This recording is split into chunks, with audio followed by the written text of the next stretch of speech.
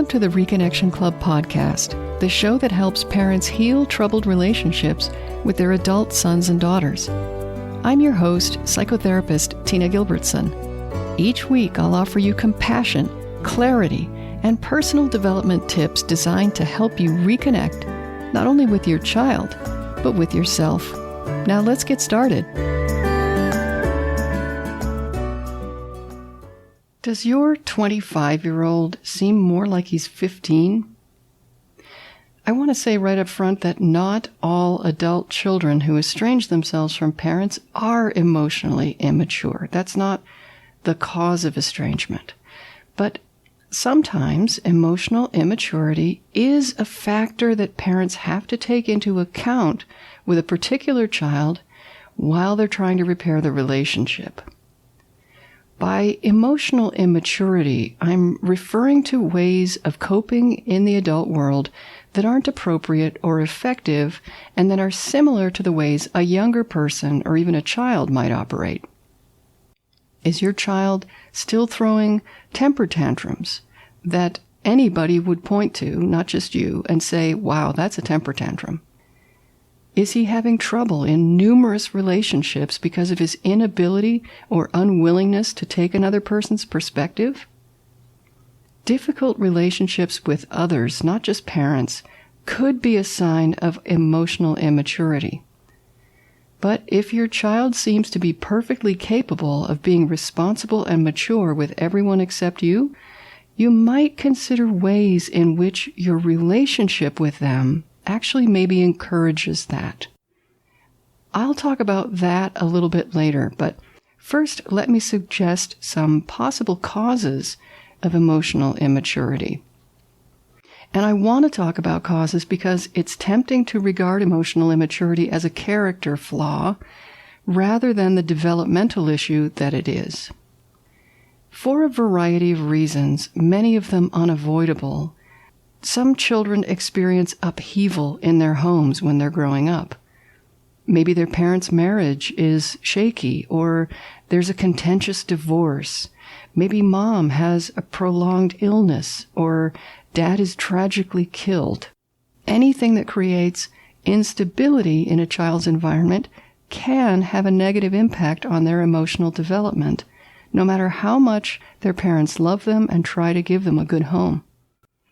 Without the continued presence and emotional support of dependable adults in their lives, children are at risk to sort of shut down and stop growing emotionally. The result is a pause in the child's emotional development. It may start up again later in the right conditions, but there's too much going on at the moment for the child to meet normal developmental milestones. Another big cause of emotional immaturity is substance abuse. If your child started drinking or smoking pot or using other drugs when she was 13 years old, that's when her emotional development stopped. If she then used drugs for 20 years and got clean when she was 33, well, then she's essentially a 13-year-old in a 33-year-old's body. This doesn't have to be the end of the story because emotional development can resume at any age if a person gets clean and applies herself to the project of growing up. But it's important to recognize that your daily pot-smoking son, who's been smoking since he was 16, is still 16 emotionally, no matter how old he is today. Also, when parents have a substance abuse problem themselves, research suggests that kids' emotional development also suffers. This is thought to be because a parent who is drunk or high is not able to be as present as a sober parent. So even if the parents really try hard to be there for them despite their own addiction, kids don't get the same quality attention they might have gotten if the parents were sober.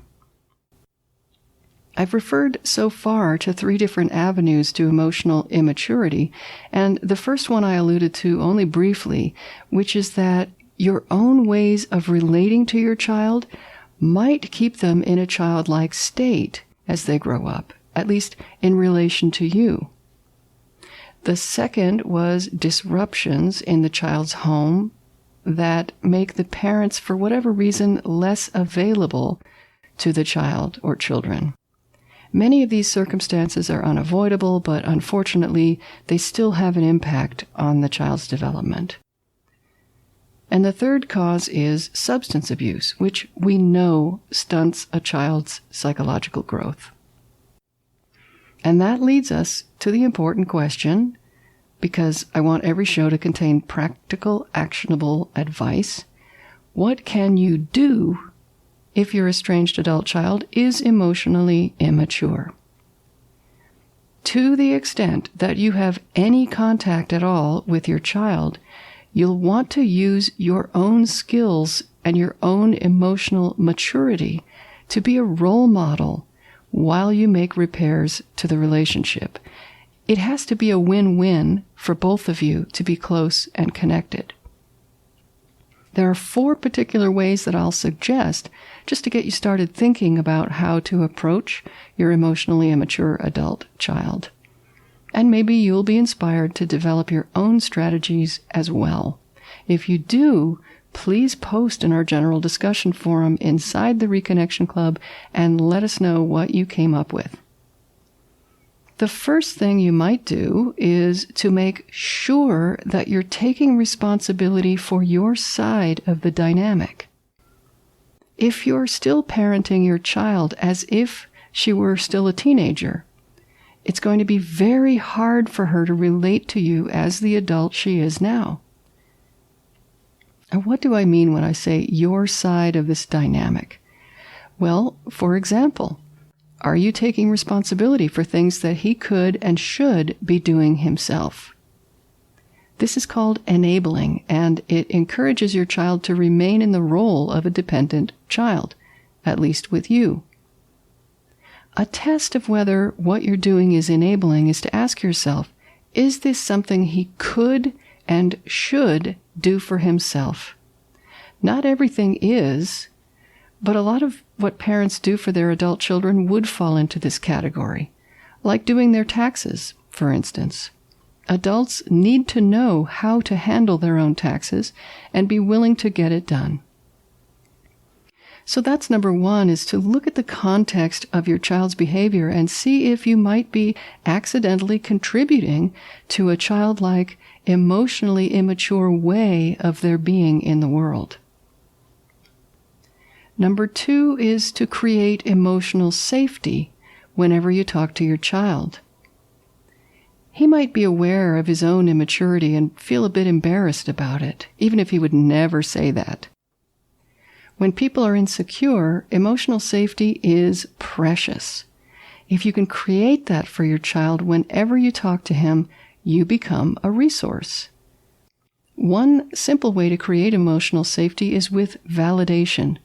Speak and act as though your child is an adult who can look out for herself, make her own decisions, and let her know that her feelings about things are understandable, even if you don't feel the same way yourself. It's so easy with your kids or any family member, really, to argue with their feelings and needs. To basically react as though they're wrong or a bit kooky, to want what they want, to feel as they feel, and to do the things they're thinking of doing. Avoiding any semblance of criticism is fundamental to creating emotional safety, and it doesn't cost anything to do that. Think about how you might respond to a coworker or an acquaintance who expressed something you didn't entirely agree with. Regardless of your reaction on the inside, I bet you'd be polite in your outward response. So do the same for your child. Create emotional safety for him or her whenever you have contact. Number 3 is to model forgiveness and defenselessness. If you want your child to forgive you for whatever they're upset about and to talk with you reasonably, show them what that looks like. To forgive and to let down your defenses and speak in a calm, reasonable, and compassionate way. What I'm suggesting here is very difficult to do if you have low self-esteem, because that causes you to wear defensiveness like armor. Please review last week's episode, number 39, for more about that. So modeling forgiveness and defenselessness is a way for you to be the change that you'd like to see in the relationship with your child. Number 4, use feeling words to express yourself. If your child is cutting you off, instead of using her words, so to speak, to work through problems in your relationship, show her how it's done. Knowing words for different emotions helps us identify and process them, and it can also help us to accept both our own and others' emotions. If you can identify your own feelings and express them calmly in words, you're teaching everyone around you how to be emotionally adept, emotionally mature. Emotionally immature people can only act on their feelings. They don't really have lots of other ways to express them. A caveat here, you don't want to express just any old feeling honestly to your child. And maybe I should do an episode sometime about which ones are best kept to yourself and your peers rather than shared with your child. But just remember to ask yourself, in everything you say and do with your child, whom does this serve? Who will benefit if you express a particular feeling at a particular time? If the answer is, it serves my child for me to express this feeling, then go for it. If not, it's probably best if you don't express it. Here's the important thing about this point. If you get good at identifying and accepting all emotions, you could even take educated guesses as to what your child might be feeling. It sounds like you feel kind of invisible when the family gets together, or it seems like maybe you're disappointed in the way blah, blah, blah. Always do this with a questioning tone so your child can correct you if needed. If they do correct you about what they're feeling, that's a good thing. You're getting important information about what makes them tick, and they're getting an opportunity to express themselves in words.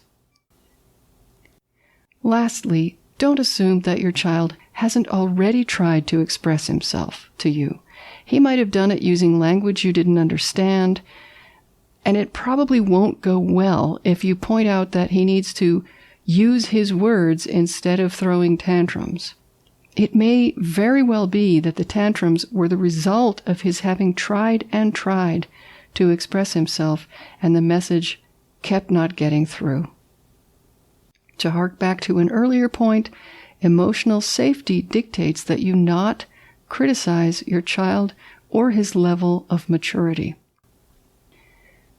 So those again are 4 things to consider doing if your child is acting younger than her years. 1, take responsibility for what you might be contributing to that.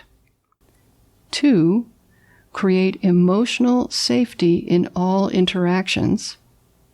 3, model forgiveness and defenselessness. And 4, use feeling words to express yourself and take guesses as to what your child might be feeling.